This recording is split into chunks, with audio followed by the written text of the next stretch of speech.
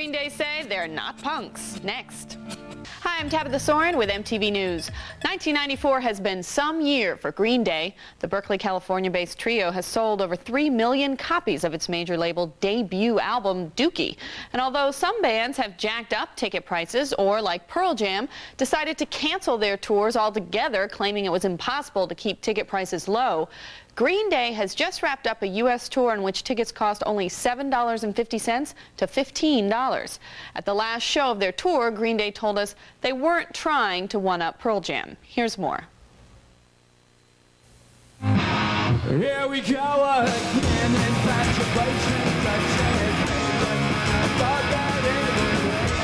Our managers, I hope you're watching, boys, did this whole article on Rolling Stone. They kept on emphasizing the word "we do this" and "we do that." It's like, no, you didn't do nothing. You know, we were the ones that kept the prices low. They're the ones that wanted to keep the prices high. You know, it was them, it was the managers, and it was the agency, and it was everybody. Everybody was breathing down our neck to say, get the prices up. And why? Because of money. You know, everybody wants a lot of money. Green Day are accomplished hellraisers and thrive on concert energy. But at a recent gig, nothing they did seemed to spark a reaction. So I was like thinking, what am I going to do? What am I going to do? I just took off all my clothes and got completely naked. And then that's the first time I ever done that. So, you know, so I went out and I played completely naked for a song, and then people were like, whoa, you know, and it was like, oh, okay. It's like, I'll tell you what, too, man, I'm a grower, not a shower, so.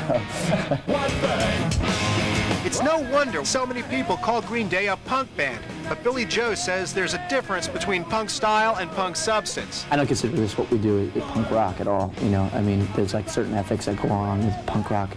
It kind of turned into more than just fashion or anything like that, but it turned into like a real subculture of people that are just like dedicated to, you know, creating something of their own that goes against the mainstream. The mainstream definitely isn't going against Green Day. Over 3 million copies of Dookie have already sold, but the band still maintains an attitude that seems like vintage punk. That's one thing is like I'm honest about is like when we're playing, I'll call people, like I'll say, hey, everybody, how many stupid people are here tonight, like that, and then everyone will go, yeah, and we're like, no, you don't understand.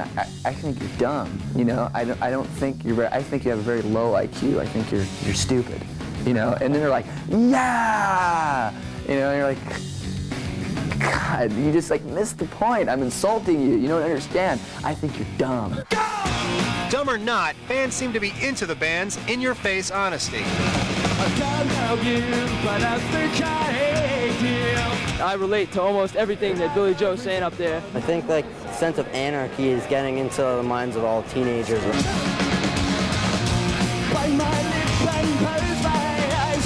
Take me away to paradise. And for a band that went from obscurity to stardom in just a few months, Billy Joe at least is dealing with it no problem. Our main thing before was just like don't have any expectations.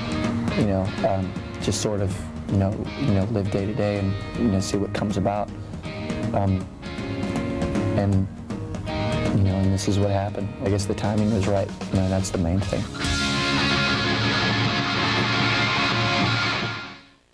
Next up for Green Day, a couple of tunes for the soundtrack of a movie due next year called A Day in the Life of Angus Buffoon. Meanwhile, if you like the punky pop or poppy punk sound of Green Day, you may want to check out the Undertones, the great Northern Irish band whose catalog has just been reissued on CD by the Rykodisc label. That's the news for now. We'll be back with more news later, right here on MTV.